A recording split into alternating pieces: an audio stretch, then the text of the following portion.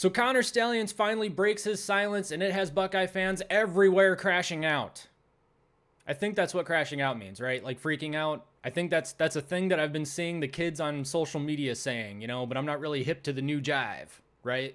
So I don't really know it. I'm taken to understand that it means freaking out about something. And I don't know why we can't just say Buckeye fans are freaking out about something. Apparently crashing out is the new term. So Buckeye fans everywhere are crashing out, and they're not the only ones crashing out, for lack of a better term, about what Connor Stalions did or said on X in response to Brett McMurphy's story about Sonny Dykes, the TCU head coach. A prominent Michigan alumni is also crashing out about what Connor Stalions said on X. And I bet you can probably guess who I'm referring to. So, before we get to that, thank you so much for 1,700 subscribers. Really appreciate everybody who's coming and hanging out. If you don't mind liking the video, that would just be awesome. Possibly even subscribing, maybe even sharing the show with a friend so we can get ourselves to 1,800 subscribers, possibly even 2,000 before the season starts. That was our goal actually for the year, was I think 2,400 subscribers. And we might actually hit that before the season even starts. I don't know. Crazier things have happened. For instance, 6-5 Michigan beating Ohio State 13-10 in the biggest upset in rivalry game history. So let's get into what happened with Rich Eisen. And I have to preface this by saying that I was not prepared, not just for the amount of crash out, but for who was crashing out over the Connor Stalions situation. It always makes you sad when you think that you're on the same page as most people, especially people whose voices you've come to trust in the media. And then you find out, oh, actually, they maybe aren't on the same page.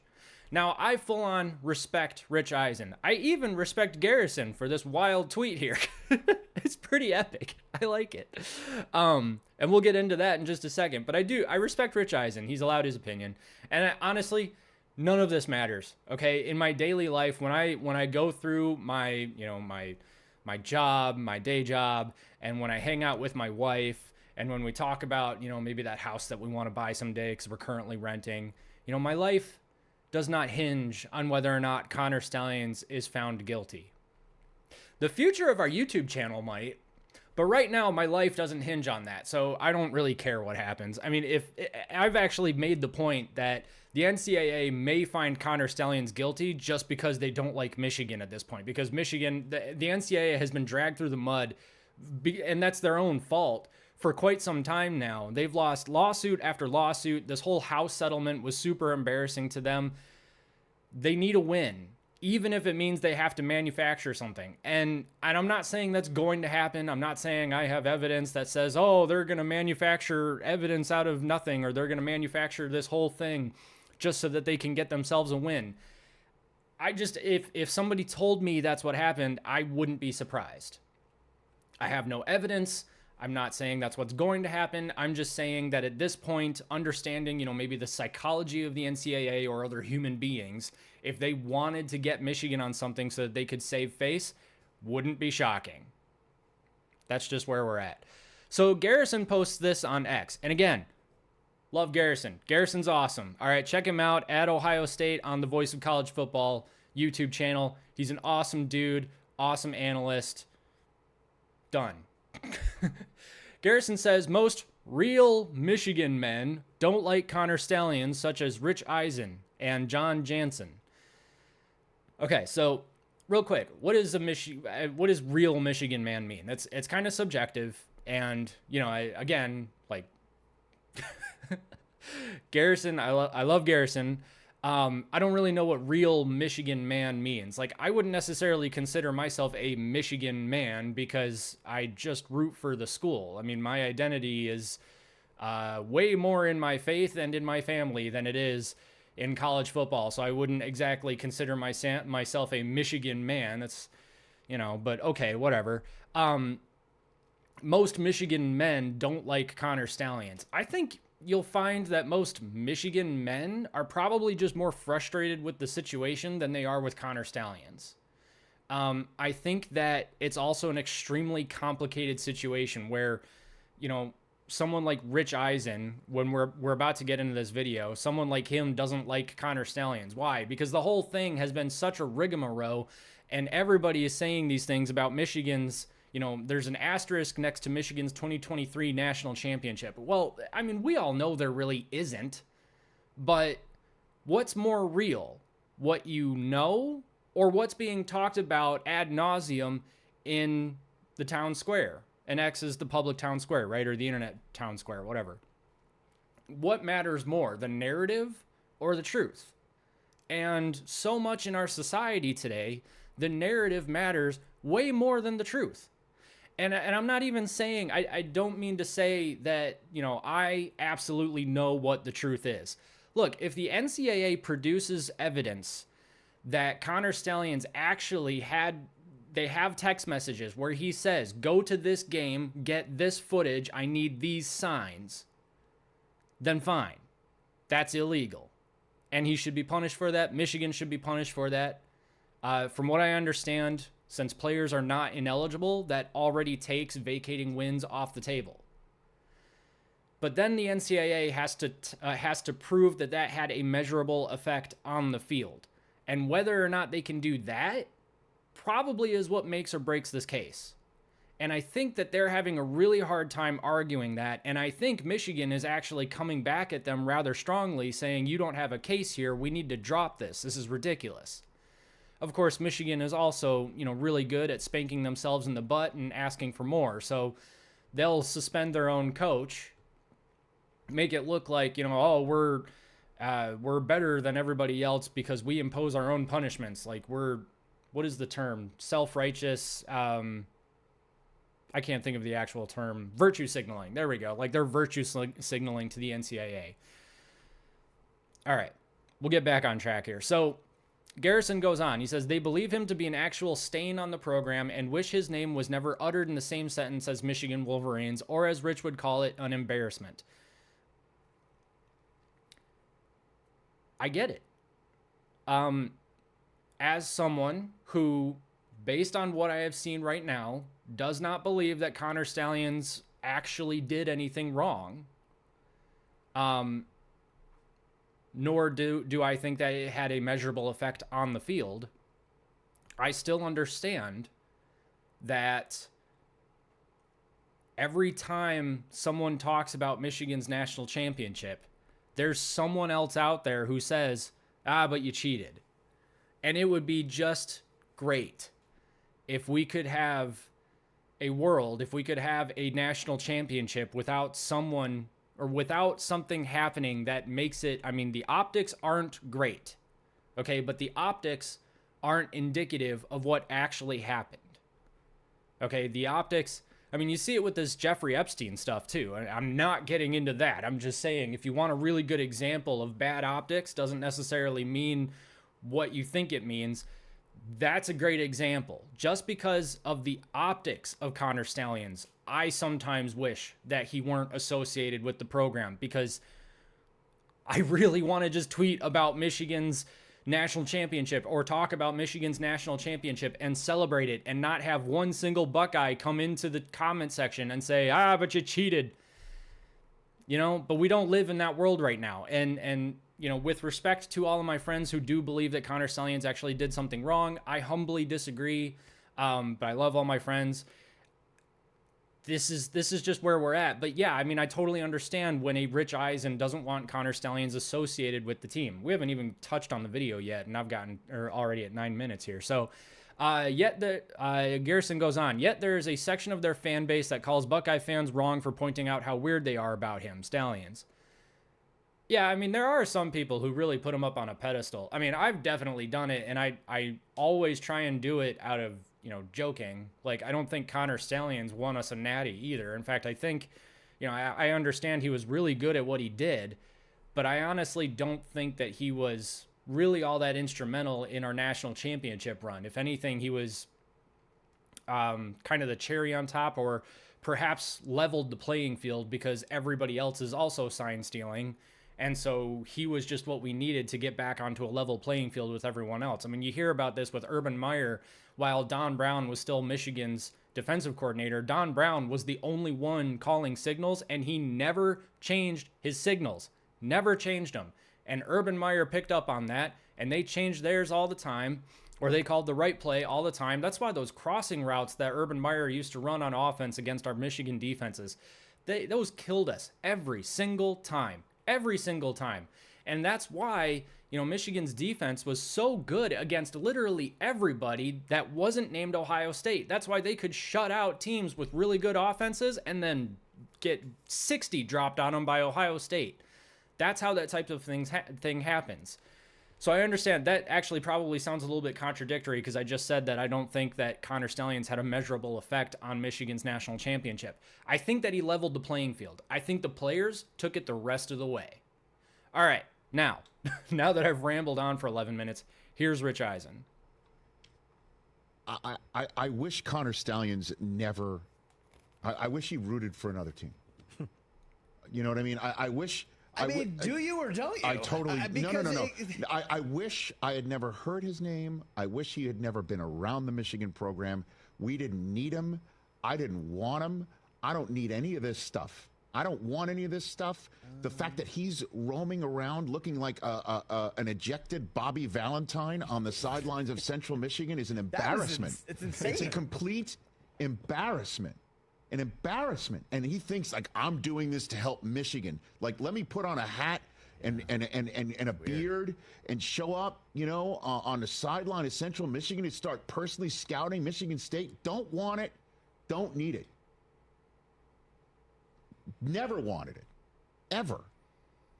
So you think he acted alone on this? Like So that's what he thinks. Yeah, I completely understand where he's coming from. I do completely understand where he's coming from. I don't agree that Connor Stalions went and scouted out Michigan State for Michigan. There was evidence to suggest that Connor Stalions was brought into Central Michigan to help out with that particular game for Central Michigan, not necessarily for Michigan. I'm not going to be the type of person to say, if you think Michigan needed to scout out Michigan State to beat them, then you're an idiot. But also, come on.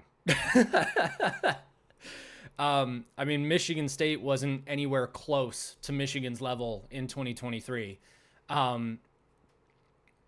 So, it is what it is. But again, with what Rich Eisen is saying here, does he want Connor Stalions' name attached to the program because of this? Not necessarily. It would be a whole heck of a lot easier if Connor Stalions didn't actually wasn't around for Michigan. I mean, we would have loved it if he had come in and just leveled the playing field, but we would really like it if all of the blow up, maybe didn't happen. And again, that's coming from somebody who actually doesn't think he did anything wrong or doesn't see the evidence that he did anything wrong. So you understand it, but just because the blow up happened doesn't mean that you can just say, okay, we want him gone from the program. I immediately don't like him. Well, I don't think that it's Connor's fault that the blow up happened. I know Isaiah Hole has some information from Michigan that I think is a little interesting, but I trust Isaiah Hole. Isaiah Hole believes that, or knows that Michigan believes that Ohio State is to blame for having hired a private investigative firm to look into Michigan sign stealing. And maybe possibly there was some shady business going on there. I don't know. I don't want to buy into any conspiracies. I'm not blaming Ohio State for anything. I think that maybe something just looked a little bit crappy to the NCAA. Something looked maybe a little bit gray, and the NCAA latched onto that because they don't like Jim Harbaugh. Because frankly, Jim Harbaugh was very outspoken. One, he was about his faith and his politics, and two, about paying the players. And if the players get paid, who loses out on that money? The NCAA. The NCAA's got to pay a whole bunch of back pay to these players since 2016 or something or another, I think. And that's billions of dollars, and they have to pay that for like the foreseeable future, basically. So they have to be pissed with Jim Harbaugh. So it makes a lot more sense to me that the NCAA saw Connor Stalions maybe brushing up against that gray zone a little but everyone does it. But Michigan was the one that they latched onto because Jim Harbaugh was the one speaking out against the NCAA, or not necessarily against the NCAA, but for players being paid. That's a little bit conspiracy theory too, because there isn't any, and I don't think that there ever will be, any physical evidence that ties the NCAA's motivations to trying to get rid of Jim Harbaugh. But again, we have to wait until everything comes out. So, wanted to touch on a couple of comments I saw. I thought which one was particularly... Okay, so this was the video I had put out about, or the original video I put out, I believe it was yesterday. Yeah, it was yesterday. About Connor Stalions shutting down the haters and talking about the TCU story. Okay, so Ralph Go Blue says that it's funny that Sonny Styles, what? Doesn't mention how he illegally got info and Michigan signs from Ohio State, Purdue, and Rutgers. I don't know anything about that, but I do know that there was Iowa was talking to Ohio State, Purdue, and Rutgers, trying to get Michigan signs. I know that Ryan Walters was at Purdue at the time. He was very outspoken about not liking Michigan and what they were doing. Greg Schiano, I believe, I'm going to say this and I'm going to be wrong and that's going to be crappy. Is Greg Schiano an Ohio State former coach or something? I think he is. I can't remember exactly. I want to just double check that. Ohio State here makes sense. Yes, Greg Schiano is a former coach at Ohio State. He served as the defensive coordinator for the Buckeyes from 2016 to 2018. Oh, wow. Okay, so during the exact period I was talking about with Don Brown, he even won Big Ten Recruiter of the Year. Okay, so he has ties to Ohio State. Ryan Walters at Purdue doesn't like Michigan already, and then Ohio State's Ohio State. Of course they don't like Michigan. So, you know, there's, what is it? Probable cause, if you will. The Al Showard. Sorry, dude. I don't know how to pronounce your name. 3962. He said he knew 7 games and they lost 3 of them. It still comes down to playing the game, and every team does it. That's the reason why all teams have 2 to 3 guys giving signals to the QB. It's just other teams are upset because Connor's done it better. Yeah, I think you're exactly right. I think that Connor had a system for identifying the signals a lot faster than everybody else, and so that made it seem like, oh, how could he possibly do that? You know, on Call of Duty, I used to be really good at Call of Duty. I don't know how to cheat online. I honestly didn't know that you could cheat on playing on Xbox Live until very recently. And I've had more than one person tell me, get mad at me during a match, and then message me saying that they reported me for cheating because I have an impossibly good kill-death ratio. No, I just have really good reflexes and I played the game too much. Sorry, I do actually have really good reflexes. I'm not sure why. Keegan Nimhoff says, in 2023, Michigan may have had the greatest run in college football history. I mean, obviously, Keegan. Obviously. A Ethereal 1 says McCarthy was also dealing with a leg injury during the PSU and Maryland games. So, yeah, he was dealing with a leg injury during Penn State and Maryland. So, you know, it makes sense why he wasn't playing as well during those games. There was one other one that I wanted to briefly touch on. We're at 18 minutes. Yeah, here we go. So Natty times 517. I had made the point that Michigan had 3 turnovers in the game, and that's pretty much why they lost the game. That and poor tackling. Natty times 517 says TCU also has 2 interceptions and a lost fumble. You're going to want to delete this in less than 60 days. Laughing face. I don't know why that's so funny. You kind of seem like a psychopath laughing like this, but whatever. But Jalen Campbell here makes the point that I was going to make. Michigan had 2 pick sixes, which is a little worse since it's guaranteed points. Then you throw in the fact that they turned it over on downs inside the 5 on the first drive of the game and also had a touchdown overturned later on the game, which led to the 3rd turnover, also inside the 5. My point is Michigan's turnovers were worse, and the game still came down to the last game of the drive of the game. That's exactly right. That is exactly right. So Michigan's 2 interceptions were both pick sixes. Okay, and the fumble happened on the inside of the 5. They had 2 drives one drive. The first drive of the game ended with them freaking on the 1 yard line, 4th and goal, and they do this crazy end around thing that gets them nothing. I mean, what was that play call?